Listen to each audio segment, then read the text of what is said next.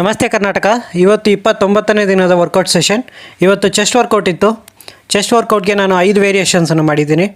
Full video ಇದರಲ್ಲಿದೆ, ನೋಡಿ support ಮಾಡಿ. Thank you.